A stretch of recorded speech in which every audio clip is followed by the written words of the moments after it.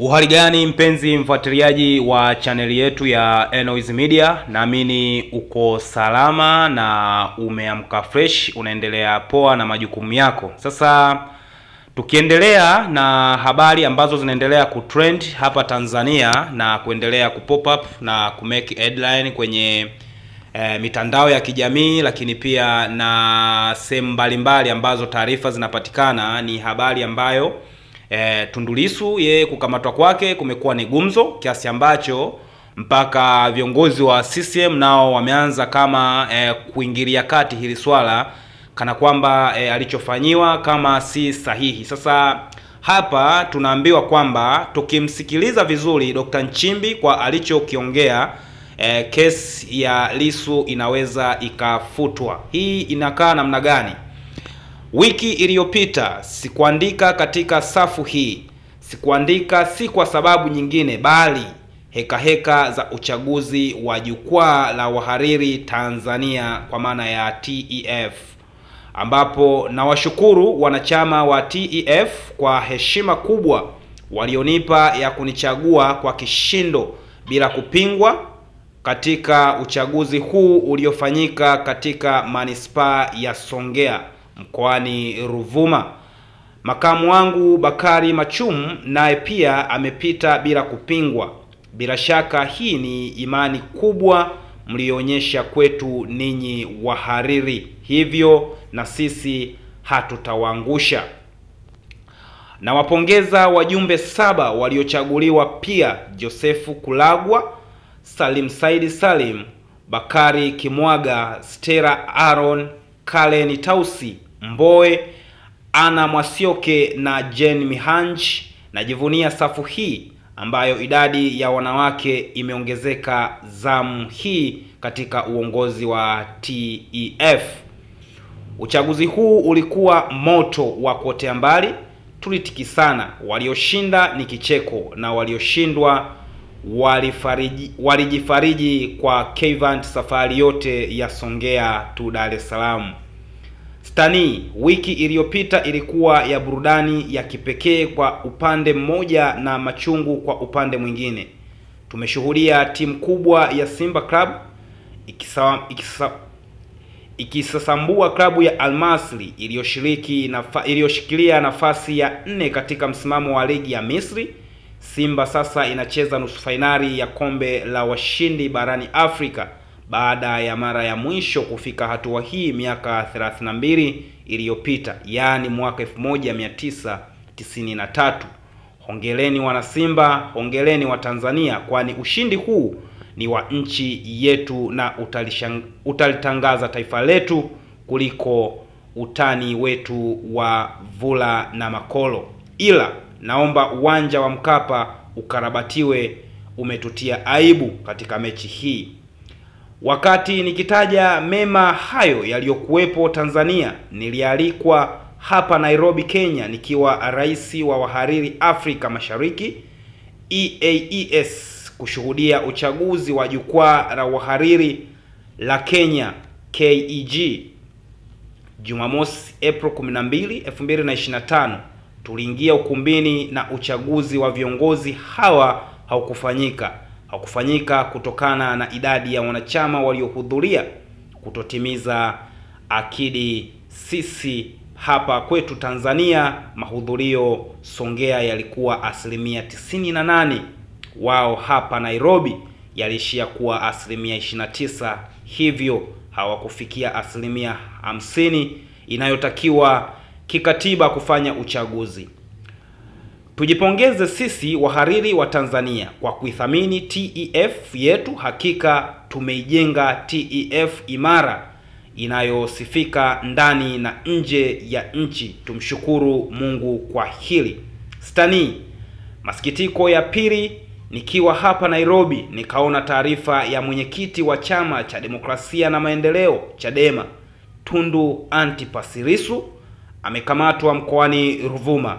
Lissu ambaye ni mmoja wa wanasiasa wakosoaji wakubwa wa serikali alikamatwa na polisi akiwa Ruvuma, ila akafikishwa mahakamani Kisutu jijini Dar es Salaam akikabiliwa na mashtaka mazito ya uhaini, tuhuma ambazo zimewasha moto katika mjadala wa mustakabali wa siasa za vyama vingi nchini kwetu.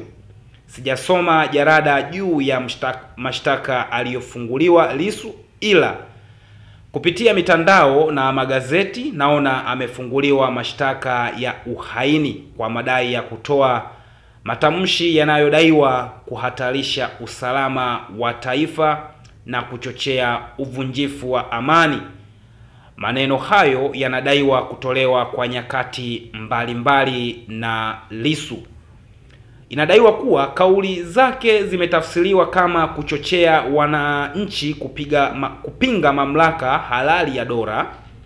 Wafuasi wa Lissu wanapinga vikali tuhuma hizi, wakidai kuwa ni mwendelezo wa mkakati wa kuwanyamazisha wapinzani na kudhoofisha uhuru wa maoni nchini.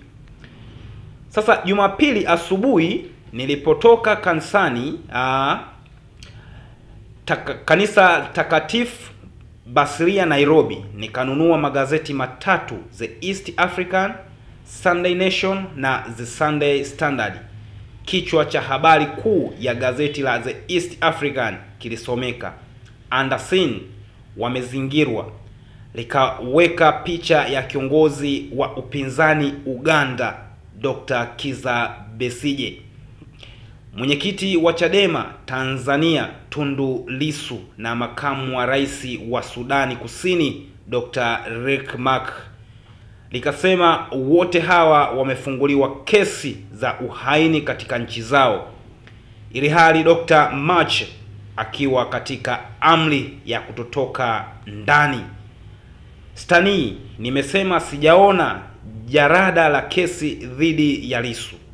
Naona sasa utakula Pasaka akiwa lumande, kwani mahakama ya Kisutu imeahirisha kesi hiyo hadi April 24, 2025.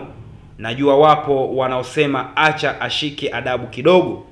Niseme mapema kuwa hata siku nilipofanya mahojiano na Lissu pale ofisi za Chadema Dar es Salaam, nilimpa tahadhari juu ya kamdomo. Hakunisikiliza, akaishia kutukana, ila nikambana akaomba radhi. Sikubaliani na siasa za matusi, fujo, kutoheshimu sheria na matumizi ya wananchi kama ngao. Ninachosema matumizi ya wananchi kama ngao kwa tafsiri ndefu anacholenga Lissu anaposema no reform, no election, analenga kuhamasisha watoto wa watu kuingia barabarani. Hajali iwapo wataumizwa au kupoteza maisha, kutoka kwa vyombo vitakavyokuwa vinalinda amani na usalama wa wananchi.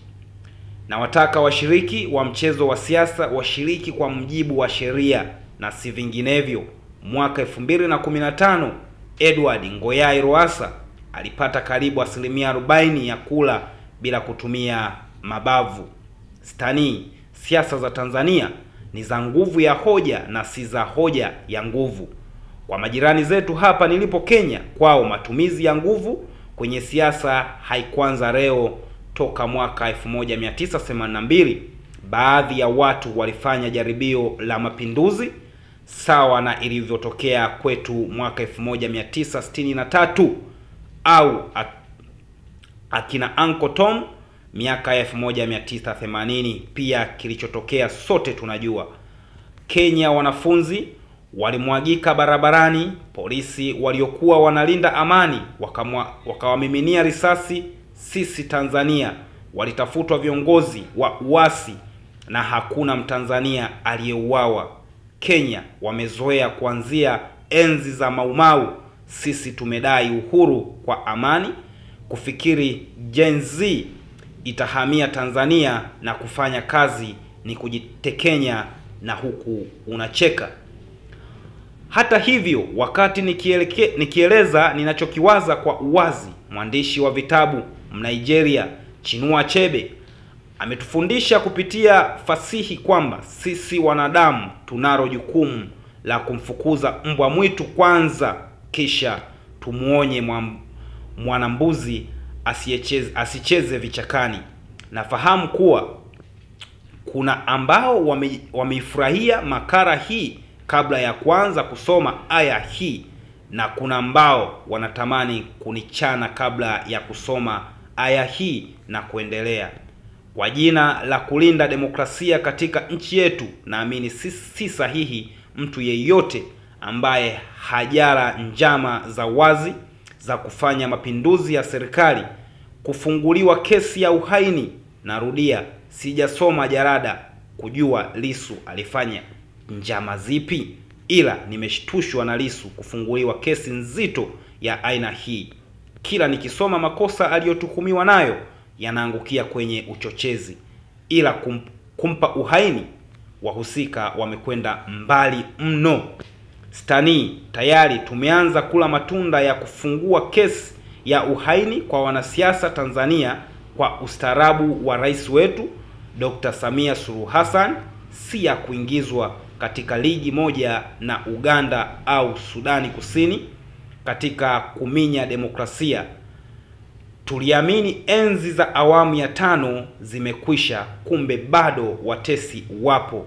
Vyombo vya habari vya kimataifa vinavyotuandikia juu ya kesi hii tunaweza kuvichukulia kwa wepesi, ila mambo kama hayo ndiyo yamefukuza wawekezaji hapa Kenya wakakimbilia Tanzania kwa wingi. Nakubaliana na katibu mkuu wa CCM Balozi Daktari Emmanuel Nchimbi kwamba Chadema kama wameamua kugomea uchaguzi ni haki yao kugoma. Aliweka vizuri mno hili tukiwa pale Songea kuwa kama hawataki kushiriki uchaguzi wa mwaka huu, waachwe, watashiriki 2030, 2040 au 2050 wakati watakapowiwa. Watamfungulia kesi ya uhaini Lissu ni kuipaka matope sura ya Tanzania kuwa hakuna uhuru wa kutoa mawazo au kufanya siasa. Kukamatwa kwa Lissu kumeibua maswali mazito juu ya mwelekeo wa siasa za Tanzania. Siasa hizi za kupelekana mahakamani kwa tuhuma nzito kama uhaini si tu zinadidimiza uhuru wa kisiasa, bali pia zinatishia mshikamano wa kitaifa. Katika nchi yeyote inayojitahidi kujenga demokrasia imara, matumizi ya sheria kali kama uhaini kwa wanasiasa wa upinzani yanapaswa kuwa ya mwisho kabisa na kwa ushahidi wenye uthibitisho wa hali ya juu. Vinginevyo, hali kama hii inaibua hisia kuwa sheria inageuzwa silaha ya kisiasa badala ya kuwa chombo cha haki. Siasa za Tanzania sasa zinaanza kufanana na mashindano ya kumwaga petroli kwenye moto unaowaka. Vyama vya siasa badala ya kushindana kwa hoja vinaingia katika mtego wa kutumia nguvu au sheria kali dhidi ya wapinzani wao.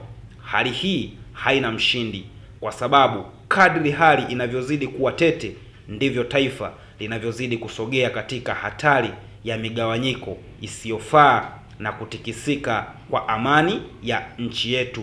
Stani, siasa si uadui bali ni ushindani wa mawazo na sera. Kukamatwa kwa Lissu kwa tuhuma za uhaini kunapaswa kuwa kengele ya tahadhari kwa wanasiasa wote wa chama tawala na wa upinzani. Taifa linahitaji siasa za utulivu, majadiliano na kuheshimu tofauti za mawazo badala ya siasa za chuki na hofu. Kwa hakika, iwapo vyama vya siasa vitaendelea kushtakiana kwa tuhuma nzito kama hizi, Tanzania inaweza kujikuta kwenye mtego wa kisiasa ambao utakuwa vigumu kujinasua.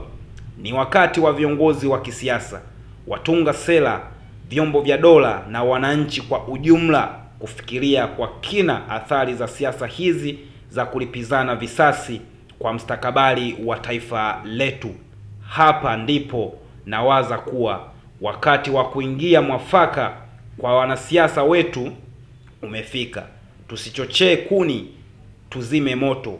Chadema nanyi, msimamo wenu wa kukataa kwa mazungumzo mjue hauna hata chembe ya afya. Tusisubiri kupatanishwa, bali tupatane wenyewe. Mungu ibariki Tanzania. So huo ni ujumbe mzito kutoka kwa mhariri huyu ambaye alipata hizi taarifa akiwa huko nchini Kenya, ambapo alikuwa anazungumzia sakata la Lissu ambaye mpaka sasa hivi anashikiliwa na mahakama kwa kesi ya uhaini. Kesi yenyewe imeahirishwa mpaka sasa hivi. So mpaka sasa hivi Lissu yupo rumande, anasubiria kesi kuja kusikilizwa tena mpaka tarehe 24 mwezi huu wa 4 mwaka 2025 kujua hatima ya kesi yake hiyo. So tusubiri tuone, je, ni kweli Lissu ataenda kufungwa kwa kesi hiyo ya uhaini au mahakama itabatilisha kifungo chake. Tusubiri tuone tarehe 24 ni nini ambacho kitaamliwa.